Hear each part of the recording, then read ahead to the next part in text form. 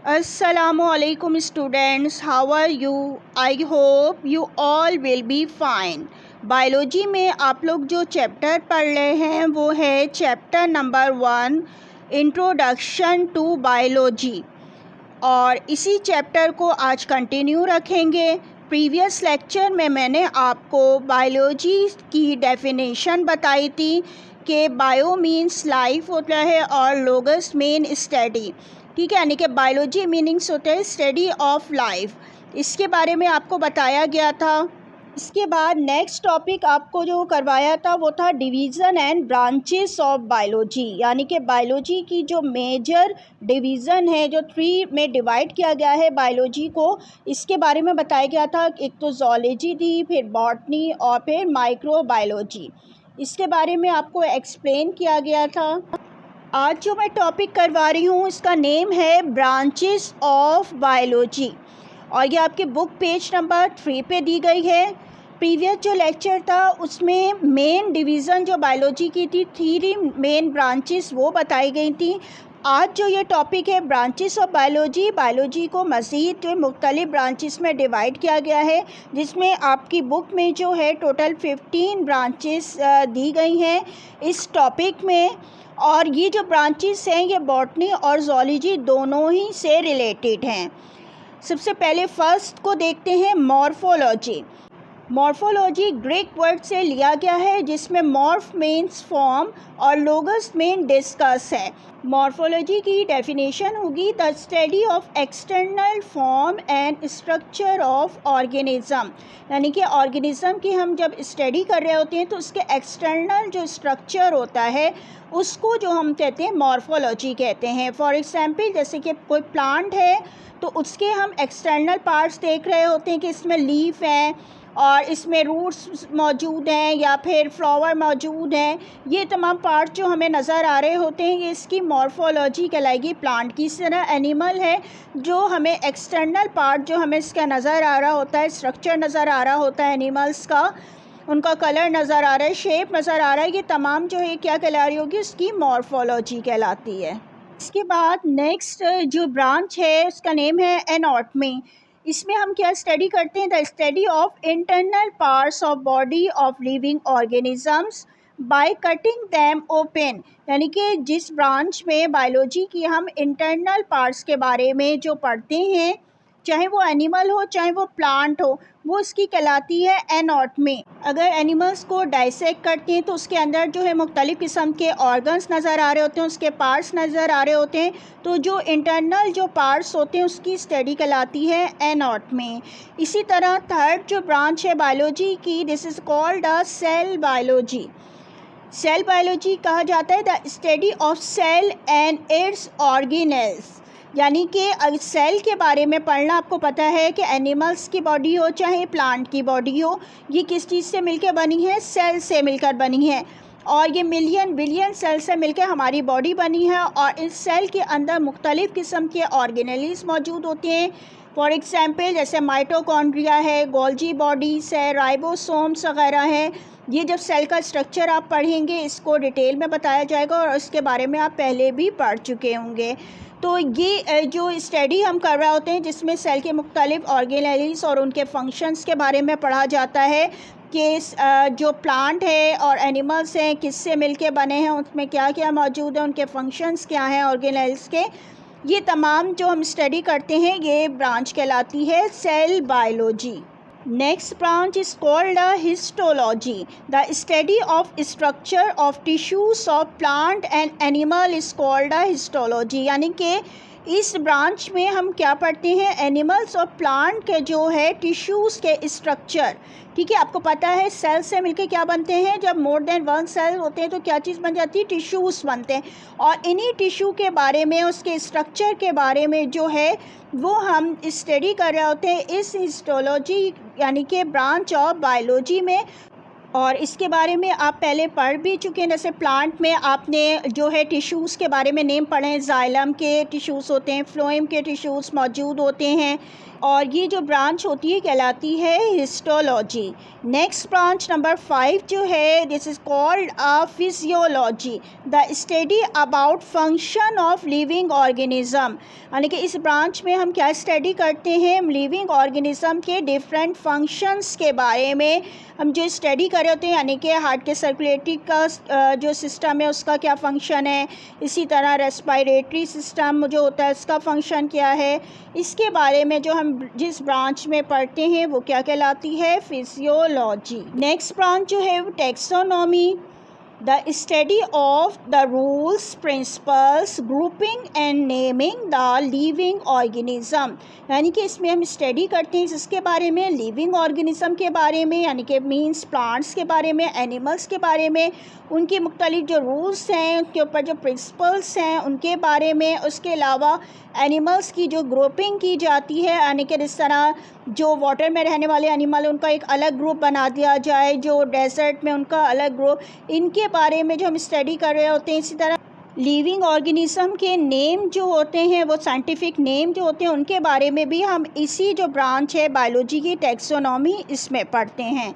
Next branch है genetics, the study of heredity that is transferring of characters from parents to offspring.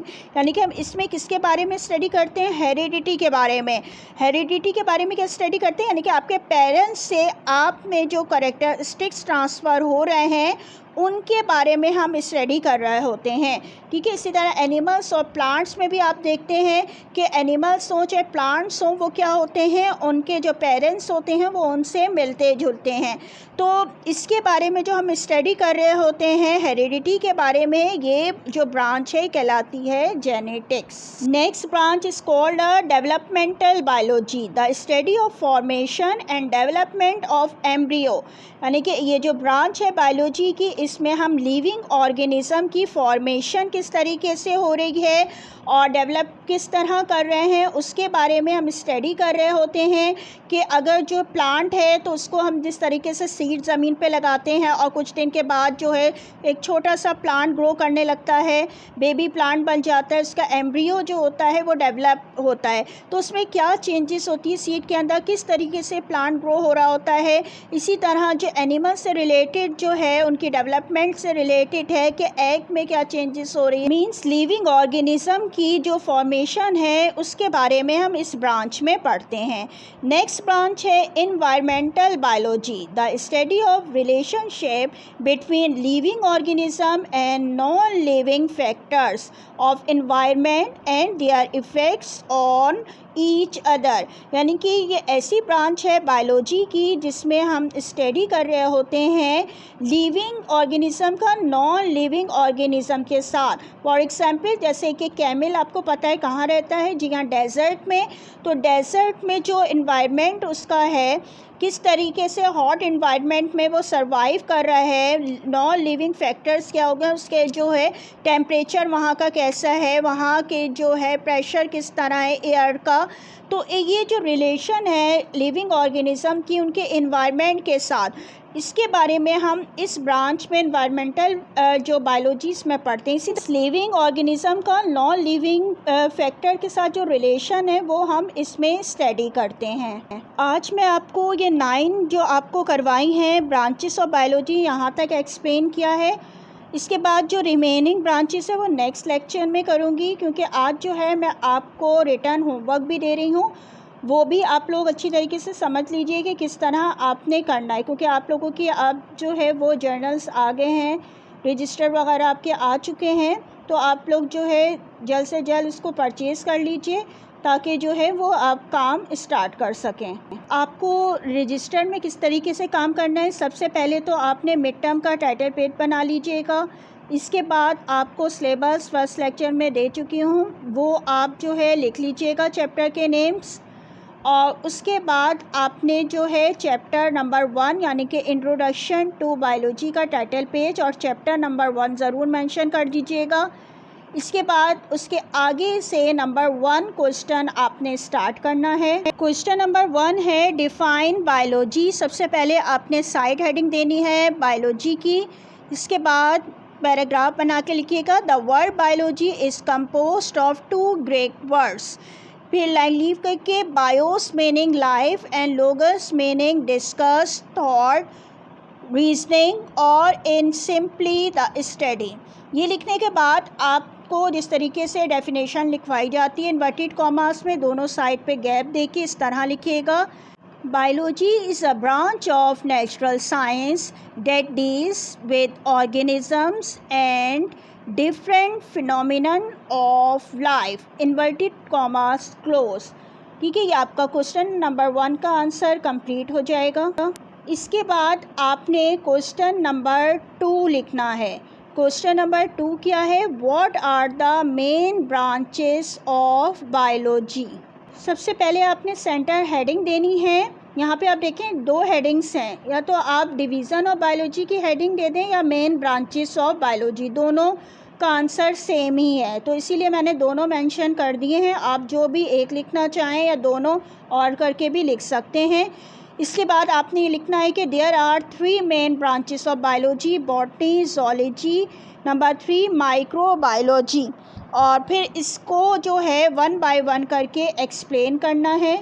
यहाँ पे आप देखें लिखा हुआ भी है, इसको इन्वर्टेड कॉमास में लिखेंगे। बॉटनी को पहले डिफ़ाइन कीजिएगा। Botany is a branch of biology which deals with the scientific study of plants, inverted commas close. इसके बाद नेक्स्ट है zoology. Zoology is a branch of biology which deals with the scientific study of animals, inverted commas close. Next है microbiology. Microbiology is a branch of biology which deals with the scientific study of microorganisms। ठीक है, ये आपका question number जो 2 है इसका answer जो है ये कंप्लीट हो जाएगा।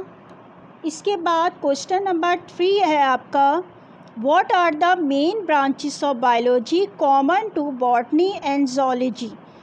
आपने सेंटर हेडिंग देनी है different branches of biology common to botany and zoology. ठीक है, और इसमें आपको मैंने यहाँ पे देखिएगा मॉर्फोलॉजी और एनाटॉमी की जो है डेफिनेशन इन्वर्टेड कॉमास में बता दी है किस तरह लिखना है।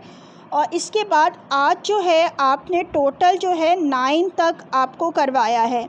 एनाटॉमी के बाद आपने जो ब्रांचेस बायोलॉजी हैं जैसे कि cell biology, histology, physiology, taxonomy, genetics, developmental biology और लास्ट में एनवायरमेंटल बायोलॉजी, ये आपने जो है अपनी बुक पेज नंबर 3 से खुद से लिखनी है, जिस तरह आपको 2 बता दी हैं लिख के, और ये बाकी की आप जो है अपनी बुक पेज नंबर 3 से जो है एनवायरमेंटल बायोलॉजी जो आज एक्सप्लेन किया है वो जो है आपने अपने रजिस्टर में लिख लेनी है। क्वेश्चन नंबर 3 का आंसर अभी कंप्लीट नहीं हुआ है, जहाँ तक आज मैंने एक्सप्लेन किया था सिर्फ वहाँ तक आपको लिखने को दिया है, और इसके बाद का जो है इंशाल्लाह नेक्स्ट लेक्चर में आपको एक्सप्लेन भी कर दिया जाएगा और फिर इसका आंसर भी कंप्लीट हो जाएगा। उम्मीद करती हूँ आज जो आपको लेक्चर दिया गया है और जो आपको क्वेश्चन आंसर बताए गए हैं ये यकीनन समझ में आ गए होंगे। Thank you. अल्लाह हाफिज़।